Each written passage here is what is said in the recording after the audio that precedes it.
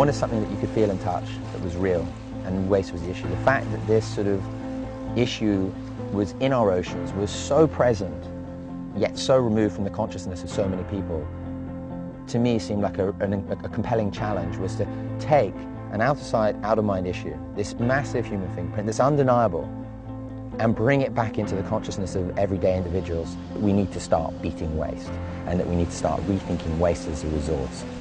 That is the message, and this is the medium, the Plastiki, a one-of-a-kind boat made from old and repurposed plastic bottles.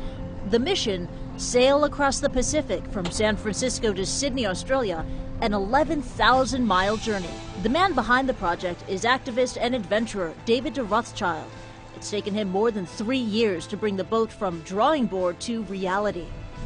We always wanted to create something that wasn't going to just be some sort of stunt. It wasn't just going to be a bag of bottles, strapped together that we would be sitting on hoping that we may make it to the other side of the Pacific.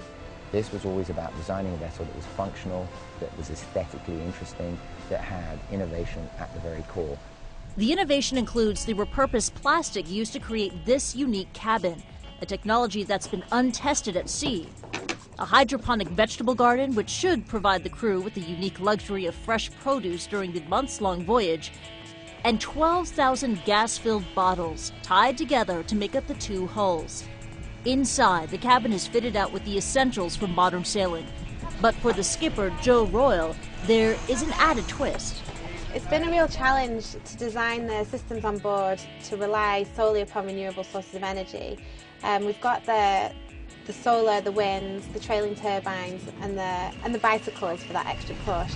Powering a very well-equipped offshore sailing vessel, the challenges of the energy on board are really going to make us aware of just exactly how much power we use in our daily life, and hopefully by the time we come ashore we'll have learnt from that and use less.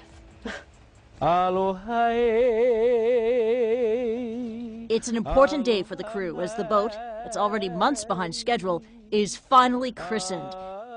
It's caught the attention of the curious and the critical alike, with some dismissing it simply as a publicity stunt. But for the crew, it remains a momentous day. I always knew that we'd get to that point. Sometimes it seems like it was a bit further away than others.